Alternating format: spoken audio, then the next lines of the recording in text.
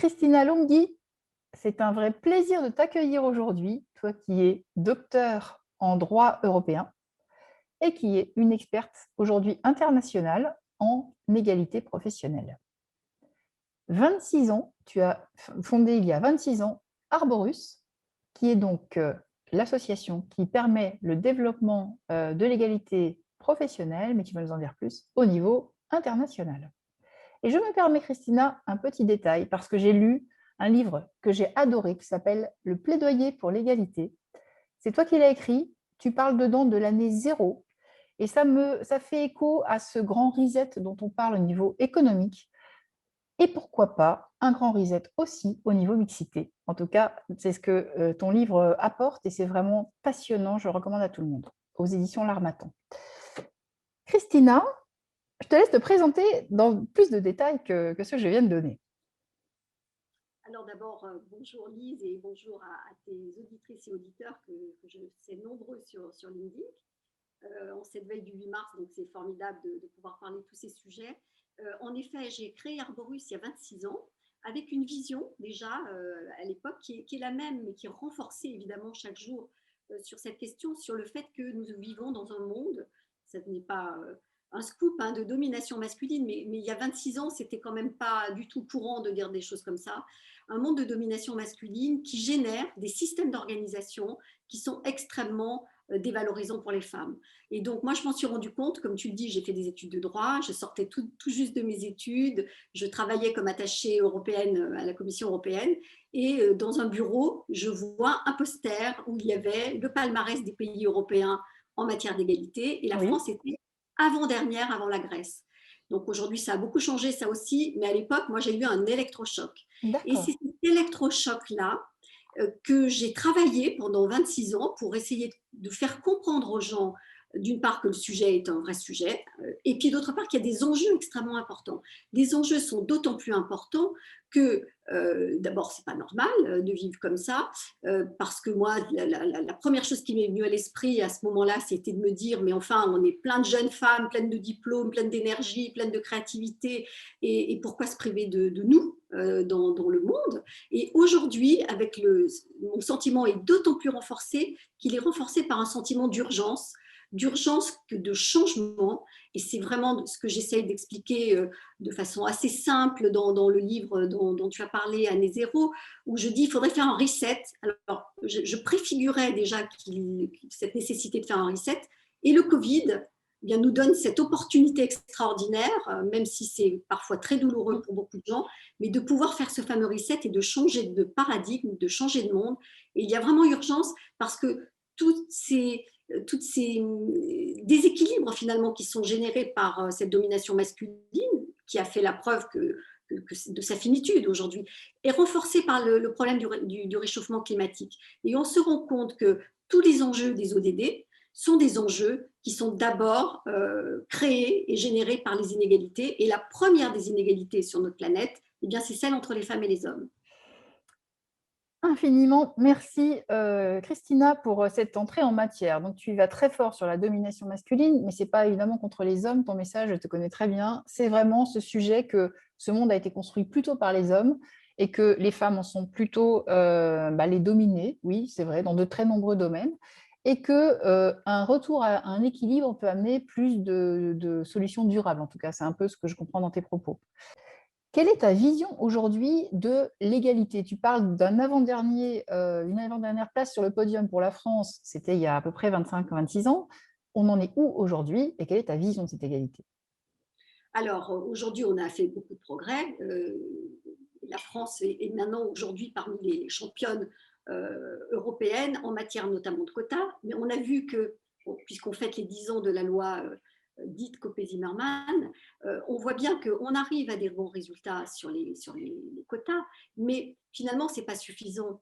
Parce que, bon, on a 45% de femmes à peu près dans les conseils d'administration. On en a, je crois, à peine une qui dirige actuellement les entreprises du CAC 40, ce qui veut dire qu'il y a une résistance de ce système. Ce n'est pas par un coup de baguette magique qu'on va pouvoir changer les choses, mais on voit bien que les paradigmes doivent changer, mais c'est compliqué de les changer. Et moi, je plaide par exemple très fortement pour que dans les conseils d'administration, il n'y ait pas de cumul de mandats possible. Parce qu'aujourd'hui, on a des hommes et des femmes d'ailleurs aussi qui cumulent 4, 5 mandats. Or, ces 4 places qui pourraient être libres pour d'autres femmes ou d'autres hommes d'ailleurs, et il faudrait qu'il y ait cet engagement d'être solidaire par rapport à ce changement systémique que j'appelle de mes voeux, mais qui est absolument nécessaire. Donc, il faudrait qu'on aille plus loin aujourd'hui, que tous les droits acquis un par un, droit à l'avortement, droit à la contraception, droit à être chef de famille, dans sa propre famille, avec ses propres enfants, droit pour les conjointes collaboratrices d'avoir droit à la retraite, droit de ceci, tous les droits que nous avons acquis un à un, je pense qu'aujourd'hui, il faudrait avoir quelque chose de beaucoup plus global, qu'on arrive sur un changement des mentalités, des comportements et donc de la culture. Alors, on voit qu'on y vient à cela, parce que le mouvement MeToo, né aux États-Unis, qui a pris une ampleur extraordinaire en Europe, le mouvement aujourd'hui sur l'inceste, qui est peut-être le dernier tabou de la domination masculine, font qu'il va y avoir un vrai collapse à un moment donné. Et les nouvelles générations, enfin, je vois tous les jeunes étudiants que je peux encadrer, coacher, etc., et mes propres enfants, demandent un autre monde.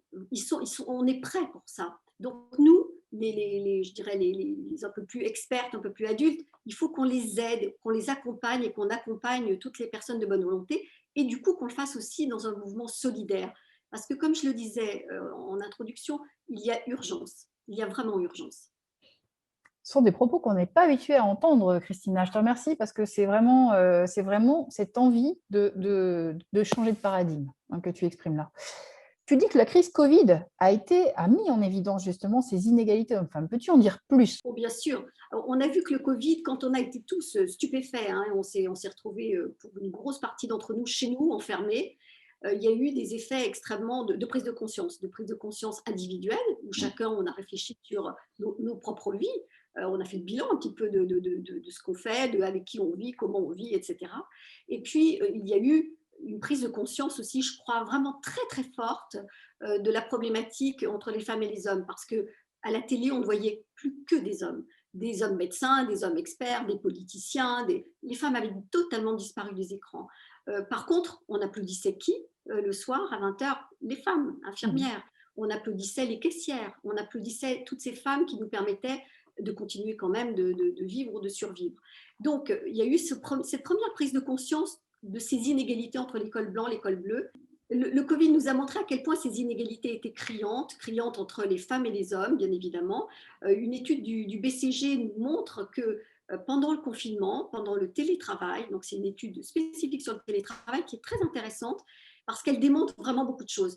Les femmes, à peu près, c'est la règle des 30%, ont des postes de travail isolés 30% de moins que leurs conjoints, sont interrompues 50% de plus pendant qu'elles travaillent que leurs conjoints, ont 30% de plus de stress parce qu'il faut qu'elles organisent l'école, le machin, le truc, que leur conjoint ne prend pas en charge, etc. Donc on voit à quel point, même dans le confort, entre guillemets, du cadre familial, les inégalités se sont renforcées, la spécialisation des rôles sociaux s'est encore renforcée. Et puis, toutes ces inégalités qui ont généré la pauvreté de beaucoup plus de catégories de population qu'on imaginait, les étudiants, les artistes, etc.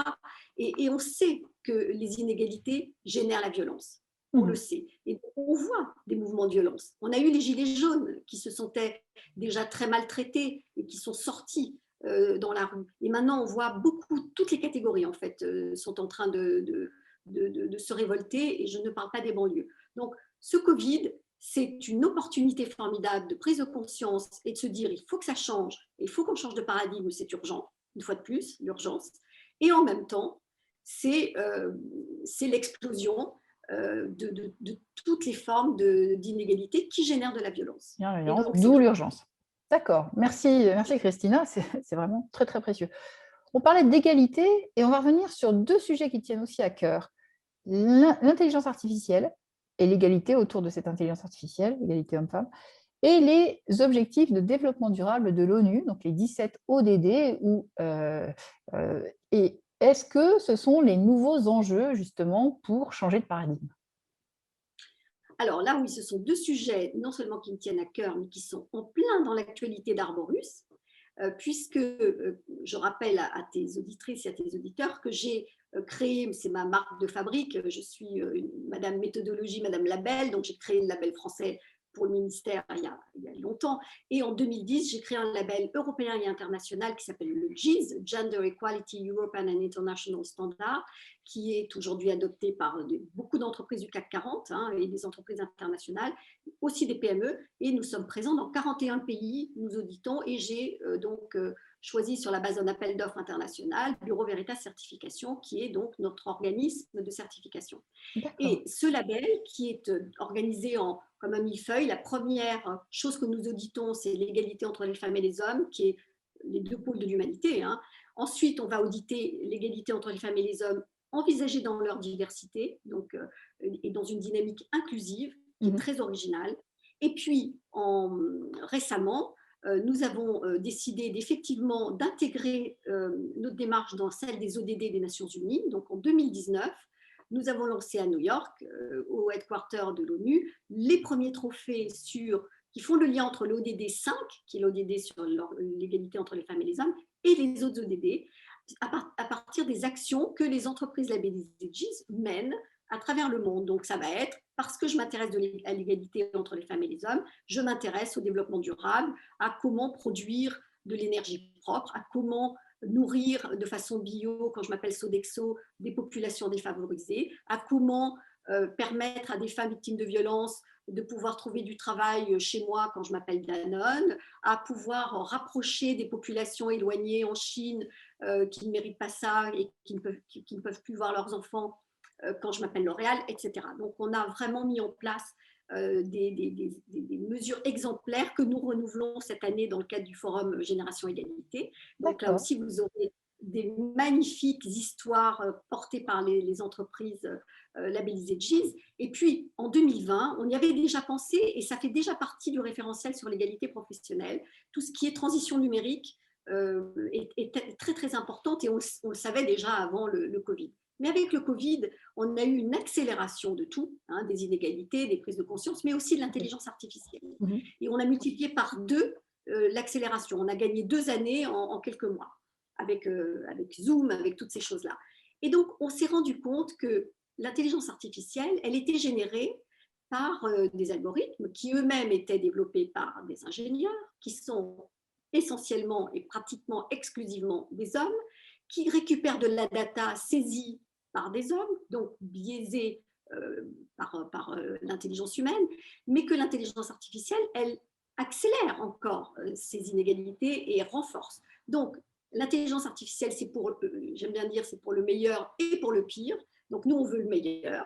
Et c'est pour ça qu'avec le groupe Orange, qui est leader sur ces sujets en France, on a lancé une charte qui est complètement gratuite et qui ne comporte pas d'engagement juridique. Donc, j'invite vraiment toutes les personnes de bonne volonté à la signer. C'est charteia.arborus.org et qui est un outil de sensibilisation à ce sujet. C'est-à-dire que dans un premier temps, c'est comme pour tout, il faut déjà comprendre de quoi on parle pour pouvoir agir ensuite. Et donc, dans la foulée de cette prise de conscience avec la charte qui a été signée sous l'égide du ministère, du secrétariat d'État au numérique, avec maintenant la participation de Madame Moreno, des Nations Unies, avec Delphino qui représente le Forum Génération Égalité, qui en est l'ambassadrice, Nicole Ameline qui est la vice-présidente du CIDO. Donc on est vraiment très très soutenu par les institutions. On a lancé le label GEES AI et Orange a été la première entreprise labellisée qui recevra son trophée des mains de Cédrico le 15 avril à Bercy. Bravo, mais c'est impressionnant. Je suis ravie de découvrir. Alors, je ne découvre pas la charte de l'IA puisque LB+ Conseil vient de la signer. Et en fait, je suis impressionnée par le volume. Le label GEES, tu nous parles de la moitié des entreprises du CAC 40. Combien d'entreprises en France ont ce label GEES, donc si j'ai bien compris, certifié par Veritas? Et combien d'entreprises françaises ont déjà signé cette charte IA sur l'égalité? Alors, sur la signature de la charte, nous avons à peu près 70 entreprises qui ont signé à ce jour. D'accord. Donc, on vise les 100 pour le premier anniversaire que nous fêterons avec Cédrico, Madame Moreno, etc. Donc, il reste 1 mois et demi et j'invite tous ceux qui nous regardent et qui ont des entreprises très sensibilisées sur le sujet à aller signer cette charte. sachant, Lise, que je valoriserai bien évidemment, c'est notre façon de travailler chez Arborus depuis toujours, je valoriserai tous les acteurs qui ont signé cette charte et nous porterons les messages qu'ils le souhaitent au ministère ce jour-là. D'accord. Et puis, dans les entreprises qui sont labellisées, on a des grands groupes, on a, je vais essayer d'en oublier aucun, Danone, EDF, L'Oréal, Orange, le groupe Métro, qui est un groupe allemand, Sodexo, Carrefour, Geodis, Inditex, qui est un groupe espagnol, Legrand, Keolis, Safran. Nous avons maintenant les services funéraires de la ville de Paris qui viennent de prendre le label pour la France. On a des entreprises maintenant aussi à l'international comme la police de Dubaï qui vient qui a été labellisée pendant le confinement. Et j'en suis très fière parce que c'est un indicateur. On a des entreprises aussi en Tunisie, au Maroc, aux États-Unis, bien évidemment. Pour moi, c'est surtout sur les pays de la zone Moyen-Orient. Pour moi, c'est très important parce que ça veut dire qu'on a un signal fort que notre outil de structuration, qu'est le GIS, répond véritablement de façon universelle à toutes les cultures et à toutes les formes d'entreprises possibles et imaginables. Donc, j'en suis extrêmement heureuse parce que cette culture de l'égalité, elle ne pourra se construire évidemment dans une mondialisation que nous connaissons, elle ne peut se faire qu'au niveau mondial et le GIS est un véritable outil de sensibilisation et de structuration internationale. Et de transformation quand on voit jusqu'où tu vas, c'est-à-dire à la police de Dubaï. Enfin, vraiment, je suis impressionnée par le chemin parcouru, Christina. Et enfin, une petite dernière question. Selon toi, quelle posture les femmes doivent-elles avoir désormais pour vraiment se positionner sur ce nouveau monde et ce nouveau paradigme? Alors moi, je pense que les femmes ont un rôle phénoménal à jouer dans une période d'année zéro, de bascule du monde où on se dit il faut qu'il y ait un monde d'après et il faut que ce monde d'après soit un monde meilleur. Il doit être meilleur pour nos enfants. On ne peut pas leur laisser le monde dans des débris qu'on est en train de leur proposer. Donc on a vraiment une mission, toutes et tous, ce n'est pas que les femmes. Mais pour répondre à ta question sur la posture des femmes, je pense que nous avons une posture à avoir collective. C'est-à-dire que nous devons jouer le collectif. Ce n'est pas que l'individuel, ce n'est pas que je me pousse pour avoir un poste ici ou là, c'est vraiment collectif parce que si nous agissons tout ensemble, on a la force de renverser la table. Si nous le faisons de façon individuelle, chacune positionnée dans une entreprise, même avec des belles responsabilités, on aura beaucoup plus de mal. Donc il faut qu'on soit unis, on a plein de réseaux, on a plein d'initiatives comme celle que tu portes, on peut tout travailler ensemble, tout avoir une philosophie, même si chacun on a le droit de penser ce qu'on veut, on peut avoir cette philosophie globale de se dire on est là pour changer les choses et non pas pour faire ce que les hommes font. On est là pour apporter nos différences culturelles. On sait que les théories du genre font que les valeurs dites féminines, masculines, ce sont des valeurs acquises et non pas innées. Il n'empêche que ces valeurs acquises sont intéressantes et sont les fondements, et ça aussi le Covid nous l'a démontré, qu'on allait vers les soft skills. Ce qui était important pendant le Covid, c'était l'empathie, c'était la bienveillance, c'était le soin, enfin toutes les valeurs dites traditionnellement féminines. Donc là, je pense qu'on a à jouer collectif et à se battre pour que le monde devienne plus doux, moins guerrier, moins orienté sur un pouvoir avec les hochets du pouvoir, moins orienté sur ce qui fait qu'il y a des guerres sur cette planète, et donc être plus dans cette, entre guillemets, sororité qui conduira à une universalité plus fraternelle en tous les cas. Quel message, Christina, tu nous délivres aujourd'hui. C'est plein d'énergie, c'est plein de vision aussi. Tu es une grande stratège finalement, déjà pour être dans 42 pays avec ton label GIS, voilà, c'est impressionnant. Et je pense que cette année zéro que tu écrivais il y a 3-4 ans, tu as raison, le Covid accélère le fait que peut-être on va y rentrer, et je le souhaite. En tout cas, les soft skills sont en effet devenus des skills essentiels et c'est aussi pourquoi j'ai créé ce programme Home Accelerator, voilà, pour conclure rapidement, mais parce que c'est quand on aura tous ces leviers de la réussite qu'en effet beaucoup plus de talents atteindront ces niveaux de décision, que ce soit la dirigeance, la gouvernance, mais voilà, les femmes, oui, les hommes aussi, parce que beaucoup de talents sont endormis et n'ont pas tous ces leviers, ça va accélérer. Christina, grand merci et à très bientôt. À bientôt. Au revoir.